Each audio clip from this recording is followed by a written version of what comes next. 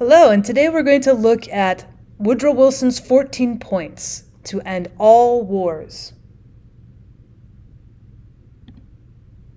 So on January 8th, 1918, President Woodrow Wilson went before Congress to explain his war aims. Although the war was still raging in Europe, he stated an ambitious program to make the world fit and safe to live in. He called his blueprint for peace the 14 points.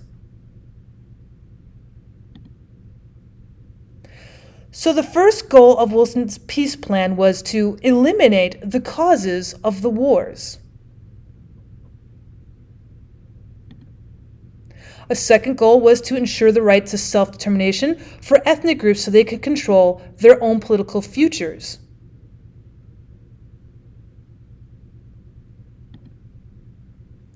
And then the last goal called for setting up an international organization called the League of Nations, and that would ensure world peace. Now, member nations to the League of Nations would agree to protect one another's independence and territorial integrity.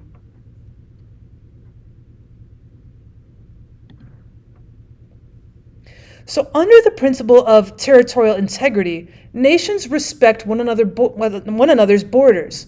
They're not going to try to gain another country's territory by force.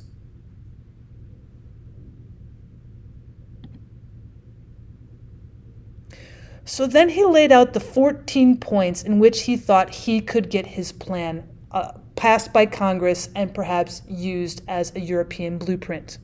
Starting with point 1. Countries would not make secret treaties and alliances. These secret alliances had been a big factor as a cause of World War I. After all, when we see Archduke Ferdinand being assassinated, all of a sudden smaller Eastern European countries start fighting and battling, and because one country has to come into battle, now other alliances come into play, and so that is how World War I expanded so rapidly. Point 2, ships should be able to travel freely in times of war. Now, there had been several U-boat attacks on shipping that had drawn the United States into World War I. They hadn't had any secret alliances, but because they were trying to do their usual shipping into and from Europe, they had been attacked by U-boats, and because of that, they were now into World War I. 14 points part 2 would say that ships should be able to travel freely in times of war.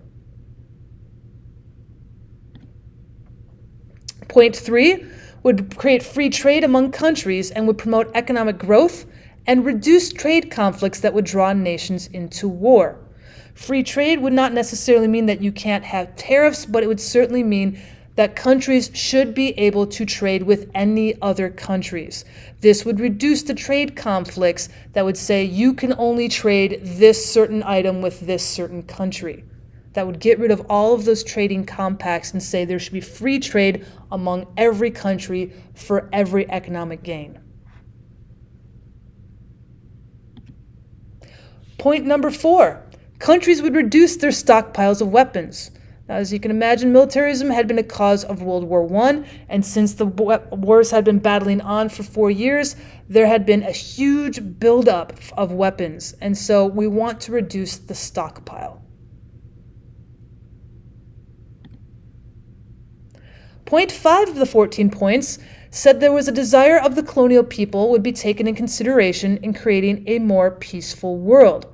Now, the sense of imperialism had been raging across the planet for over 250 years, and so imperialism and competition for colonies had been a cause of World War I.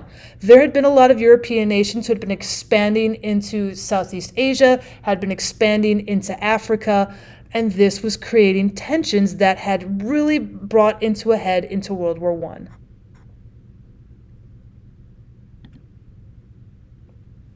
Now, points 6 through 13 of the 14 points were specific restorations of land and borders.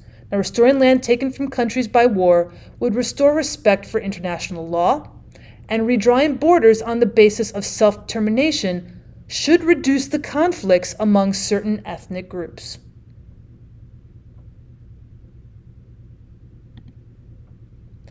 And the 14th point would be countries would work together in the League of Nations to resolve conflicts in the future before those conflicts would escalate into war.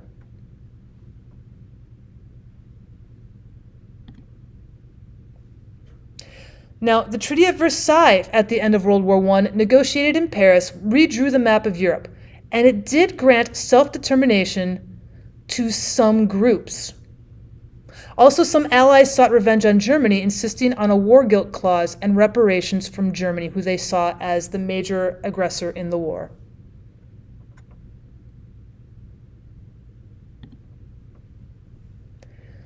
So at the meeting of the Treaty of Versailles, we have the Big Four, and then when the heads of the four major allies, France, Great Britain, Italy, and the United States, met in Paris for the peace talks, they were more focused on self-interest than on Wilson's 14 points plan.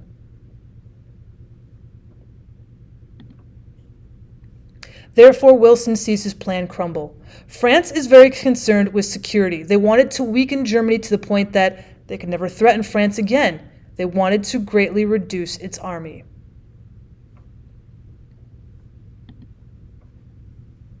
Now, Lloyd George of England insisted that Germany accept the responsibility for starting the war by inclusion of a war guilt clause.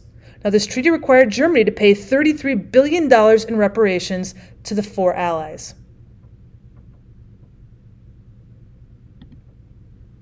Now, reparations are payments demanded of a defeated nation by the victor in a war to offset the cost that the war had.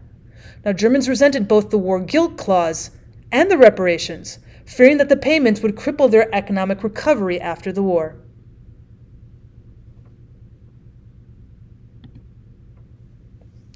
Now, other countries had lost many lives and property, and they were expecting compensation. The Allies themselves had borrowed huge sums from American banks in order to finance the war. They hoped to repay these debts with reparations from Germany. Therefore, President Wilson reluctantly agreed to the harsh treatment of Germany.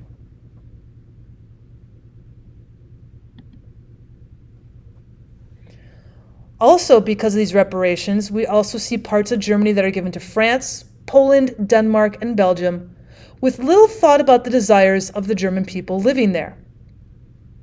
Britain, France, Italy, and Japan also grabbed German colonies in China, the Pacific, and in Africa.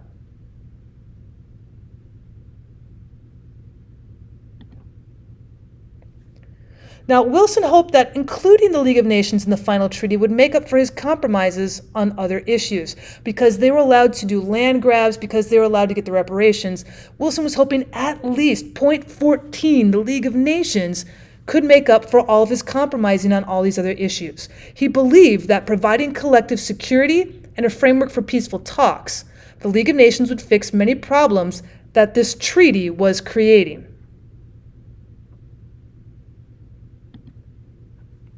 Wilson also believed that the League of Nations would maintain peace for the future by providing collective security for all of its members. Collective security is commitment by many countries to join together to deal with a nation that threatens peace.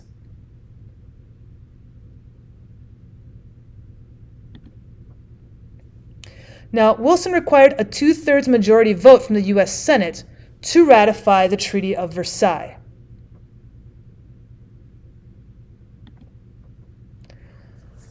But he had some opposition. Reservationists such as Senator Henry Cabot Lodge were concerned with Article 10 of the League's charter. Now, this article focused on that collective security.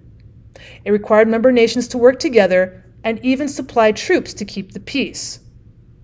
Now, reservationists feared this would draw the U.S. into wars without approval from the Congress itself.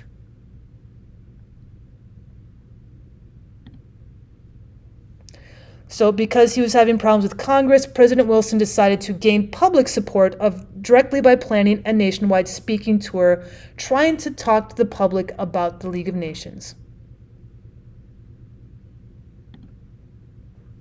So therefore, the president embarked on an 8,000-mile speaking tour of the West. He spoke up to 4 times in one day. And on September 25th, 1919, the president would finally collapse in Pueblo, Colorado. His doctor then stopped the tour, and Wilson's train sped back to Washington, D.C.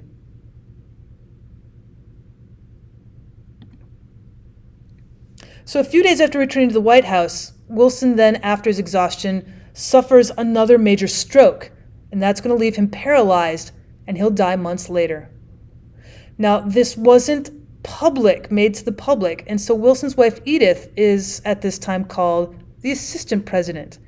She is quietly beside him, making decisions on behalf of her husband.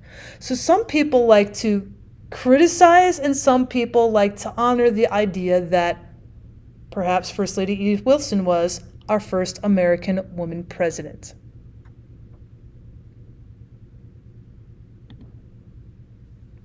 So what happens in the end? In the end, partisanship defeats the treaty.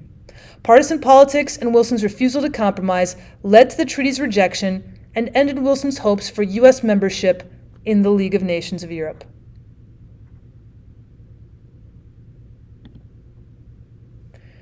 Issues closer at home were going to occupy most American concerns thereafter, including the inflation from the war and unemployment.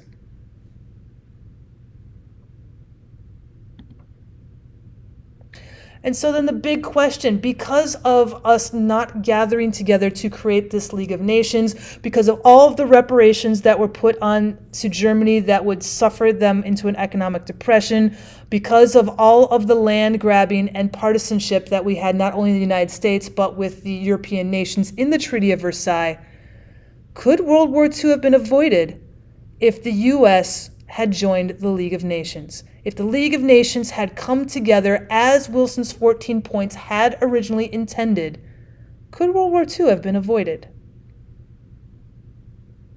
Thank you so much for stopping by to learn about President Woodrow Wilson's The 14 Points. If you'd like to learn more history or more about the authorship of great documents, why don't you check out some of the other videos on my channel. Thanks for stopping by.